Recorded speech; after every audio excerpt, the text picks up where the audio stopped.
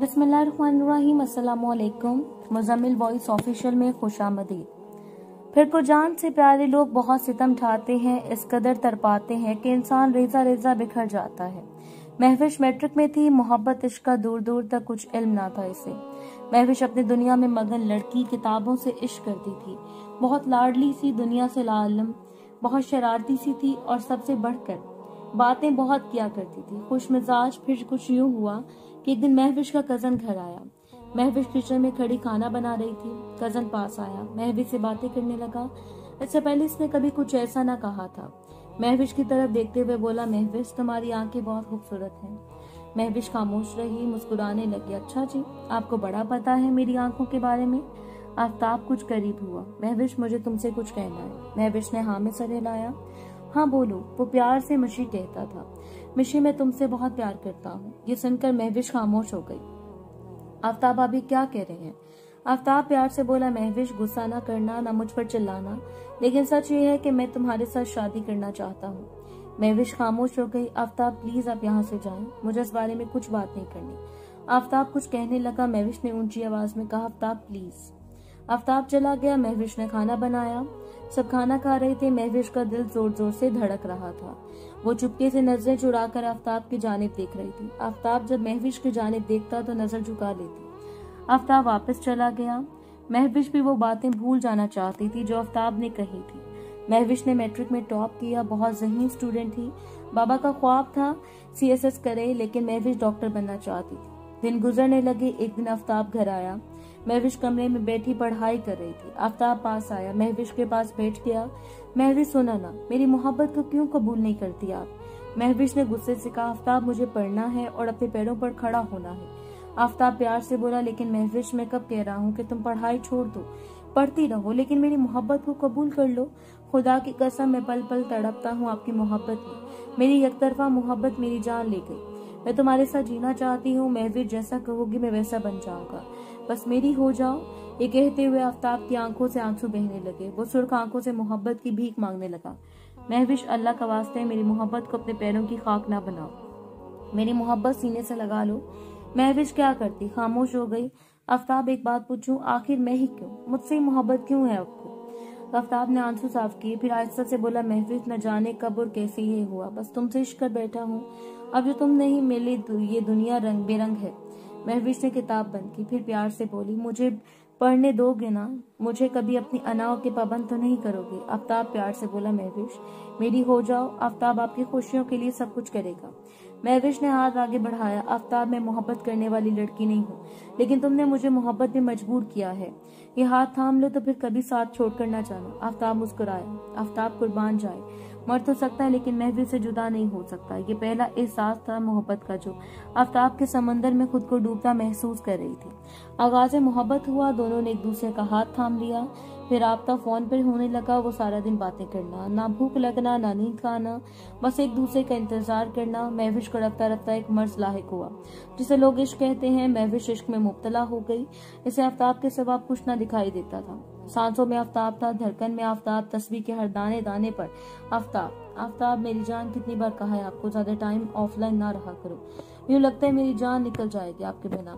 सांस रुकने से लगती है। आफ्ताब मुस्कुराया, हाय मेरी शहजादी, दूर कौन कमबख्त रहना चाहता है भला, मैं तो खुद तुम्हारे पैरों से लिपटा रहना चाहता हूँ। अच्छा सुनो ना आफ्ताब, कभी ये प्यार कम तो नहीं होगा ना? आफ्ताब मोहब्बत भरे अंदाज में बोला, महविश, जब मोहब्बत होती है ना, फिर इस मिकदार में इजाफा होता जाता है, और जब कहीं मोहब्बत की कशिश डगमगाने लगे और किसी एक तरफ से भी मोहब्बत में कमी आ जाए तो समझ जाना चाहिए कि या तो मोहब्बत में मिलावट है या मोहब्बत में जुदाई का वक्त आन पहुंचा है। और मेरी जान, मेरी मोहब्बत इन दोनों बातों से बालातर है। मैं तुम्हारा होने वाला मजाज खुदा हूँ और तुम मेरी शरीके हयात। ये सुनकर महविश के दिल को एक सुकून सा मिल गया। महविश ने अपनी बहनों को बता दिया कि आफ्ताब मुझसे शादी करना चाहता है। सब बहनें बहुत खुश हुई। अम्मी को बताते हैं, लेकिन महविश ने रोक दिया। आफ्ताब कहता है, अम्मी अब्बू को भेजूंगा, तब तक किसी को पता न चले। अब महविश का पढ़ाई से दिल भर गया। वो अपना वजूद भी भूल गई थी आफ्ताब की मोहब्बत में। रात के 12 बज रहे थे। बारिश बहुत तेज थी। बिजली की खौफनाक आवाज भी सुनाई दे रही थी। आफ्ताब और महविश फोन पर बात कर रहे थे। महविश की खिड़की के पास खड़ी बारिश की हल्की सी गिरती हुई बूंदें अपनी हथेली में भर रही थी। आफ्ताब ने कहा, महविश एक बात कहूँ? मेरी जान इनकार तो नहीं करोगी ना? महविश प्यार से बोली। मेरे राजकुमार हुक्म करो ना। आपको भला कैसा इनकार? इनके रिलेशनशिप का 3 साल होने को थे। मुझे अपनी तस्वीर भेज सकती हो? महविश ने कहा। क्यों नहीं, अभी भेजती हूँ। आफ्ताब हिचकिचाते, मेरी जान तुम समझी नहीं, मैं दूसरी तस्वीर की बात कर रहा हूँ। महविश सवालिया अंदाज में बोली। कौन सी दूसरी मेरी जान? आफ्ताब ने समझाते हुए इशारा किया। महविश खामोश हो गई। आफ्ताब ऐसा ना बोले, मैं आपकी हूँ और आपकी रहूंगी। शादी के बाद हमने जन्नत तक साथ रहना है, फिर ऐसी बात शादी से पहले ना करें, मुझे अच्छा नहीं लगता। आफ्ताब खामोश हो गया। महविश में कुछ नहीं जानता और फिर महविश ने इनकार कर दिया। दोनों में नाराजगी हो गई। आफ्ताब ने फोन बंद कर दिया। महविश तड़पने लगी। आफ्ताब का नंबर बार बार डायल करने लगी। आफ्ताब गुस्से से सो गया। दूसरे दिन महविश ने मैसेज किया, क्या मेरी जान क्यों नाराज होती हूँ? जैसा कहोगे करूंगी। अब आफ्ताब ने कुछ ज्यादा की डिमांड कर दी।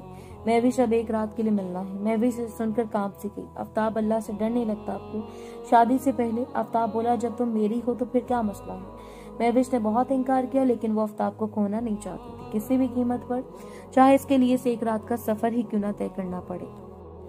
दोनों ने प्लान बनाया। महविश बस अपनी मोहब्बत साबित करने के लिए मान गई। आंखों में आंसू थे, जिस्म कांप रहा था। हाथ जोड़ लिया आफ्ताब के सामने। आफ्ताब, ये जुल्म ना करो। लेकिन आफ्ताब कहाँ सुन रहा था। और फिर महविश का दामन दागदार हो गया। महविश कई दिन तक खामोश सी रही। इसका दिल जलता रहा इस गुनाह पे। वो सर झुकाए खुद से नजरें चुराती, मैंने ऐसा क्यों किया?